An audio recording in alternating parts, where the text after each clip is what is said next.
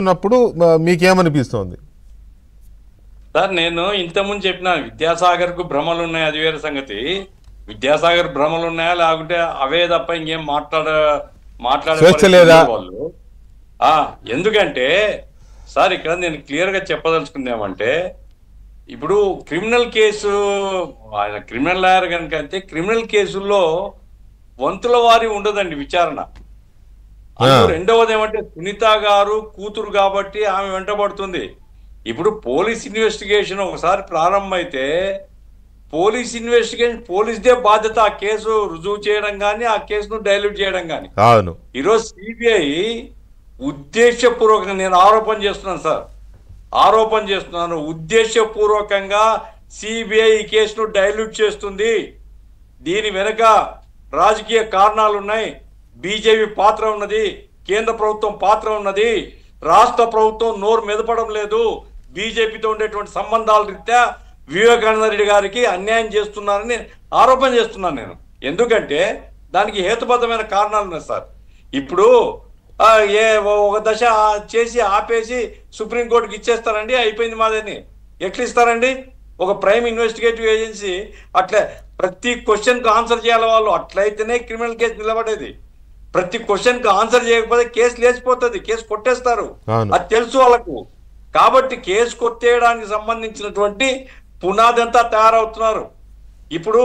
ఇప్పుడు సిబిఐ కోర్టులో పెడుతున్నారు కదా సార్. సిబిఐ కోర్టులో వాళ్ళు అబ్జెక్షన్స్ ఫైల్ చేస్తారు, దాని మీద విచారణ జరుగుతుంది. ఒక్కో అడ్వకేటు ఒక్కో రకంగా వాదిస్తాడు, 10 మంది అడ్వకేట్లను పెడతారు, అది కొన్ని నెలల పాటు జరుగుతుంది.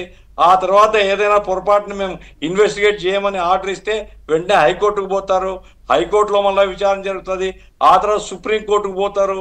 అంటే ఇదంతా ఏమి జరగకుండానే కాలహరణం, 1 సంవత్సరం అవుతారు. కాబట్టి నేను చెప్పేది ఏమిటంటే, ఇందులో చనిపోయినటువంటి వ్యక్తి మాట్లాడలేడు, అయిపోయింది. చనిపోయినటువంటి వ్యక్తి తరఫున ఆయన కూతురు న్యాయం చేయని అడుగుతుంది. వ్యవస్థను అర్థం చేసుకోవడం లేదు కాదు సార్, వ్యవస్థ ఫెయిల్ అయిందంటున్నాను నేను. అర్థం చేసుకోలేక మనం ఏదో తిక్కోవాలనుకుంటున్నాడు విద్యాసాగర్ గారు. మనం పిచ్చోళ్ళం కాదు, వ్యవస్థను ఈరోజు భ్రష్టు పట్టిస్తున్నారు. క్రిమినల్ కేసులో కూడా రాజకీయాలు చొప్పించి కేసులు నాశనం చేస్తున్నానని చెప్తున్నాను నేను.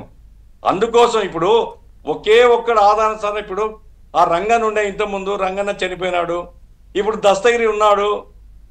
ఏదో ఒక సందర్భంలో నాకు డౌటే, ఆయన జాగ్రత్తగా ఉండాలి. ఏదో ఒక సందర్భంలో ఆయన అడ్డు తొలగిపోయింది అనుకోండి, కేసు ఏముందండి ఇక. కాబట్టి ఒక ప్రైమ్ కేసులో ఒక ముఖ్యమైన రాజకీయ నాయకుడు, రాష్ట్ర స్థాయి గుర్తింపు ఉండేటువంటి వాడు చంపబడితే దాంట్లో విజయసాయిరెడ్డి నారాసుర రక్త చరిత్ర లేదా గుండెపోటు ఎట్లయ్యా, ఏ ఆధారం చెప్పినో అడిగే దిక్కు లేదు. తెల్లవారుజాము ఫోన్ వచ్చింది, అప్పటికి ఇంకా చనిపోయినాడని తెలియదు అక్కడ పులివెందుల్లో. మరి అప్పుడే ఎవరు చెప్పారు అంటే అక్కడ క్రైమ్ జరిగిన చోట ఉండేటువంటి వ్యక్తులే చెప్పిండాలి కదా క్లీన్ అయిపోయిందని. ఇవన్నీ ఏం సార్, కామన్ సెన్స్ క్వశ్చన్స్ ఇవి. సిబిఐకి తెలియదండి. ఇది ఉద్దేశపూర్వకంగా రాజకీయ కారణాలతో డైల్యూట్ చేస్తున్నారు. రాష్ట్ర ప్రభుత్వం 48 పేజీల 90 పేజీల రాష్ట్ర ప్రభుత్వం మరి సిబిఐ కోర్టులో పెట్టిందా? ఇంటర్వ్యూ కావడానికి ప్రయత్నం చేసిందా సార్? ఇది అందరూ కలిసి పాపం ఆ సునీతమ్మ ఆమె కొట్లాడుతుంది. మీరు నేను ఇంకొంతమంది బాధపడుతుండొచ్చు, కానీ ఈ కేసు మాత్రం ఇది నిర్దేశించబడిందండి. ఇది ఎట్లా పోవాలని ఇప్పటికే డిసైడ్ అయిపోయింది. ఆ రీత్యా అవినాష్ రెడ్డికి ఏం జరగదు, ఇంకోరికి ఏం జరగదు. లాస్ట్కు రిజల్ట్స్ మాత్రం పట్టాల రవి లాగానో మొద్దు సీన్ లాగానో ఇది తయారయ్యేటువంటి ప్రమాదం అయితే నాకు కనపడుతుంది. ఇది ఆవేదనతో చెప్తున్న మాట. ఏం జ్యోతిషం మీకు తెలుసా? జ్యోతిషం కాదు, అంటే జరుగుతున్నటువంటి పరిస్థితులు అలా ఉన్నాయి కాబట్టి అంచనా. ఆయన సాష్టాంగ నమస్కారం చేసినాడని పేరు చెప్పమండి. ఎవరు పోయి ఎవరికి సాష్టాంగ నమస్కారం చేసినాడు కదా, ఇంకేంటి. నాకు నా భార్యకి ఏమనుకుని చూడండి అని అన్నాడు అన్నప్పుడు అర్థం కాలేదు. ఇంక పేరు పాపం డైరెక్ట్ ఏం చెప్తాడు. నేను చెప్పేది ఏమిటంటే గవర్నమెంట్ షుడ్ బి సీరియస్. ఇప్పుడు అదాని దాంట్లో ఎఫ్బిఐ కేసును తప్పించేసినారు. అట్లాగే మీరు చెప్తున్నారు సార్, నేను ముందే చెప్తున్నాను చూడండి.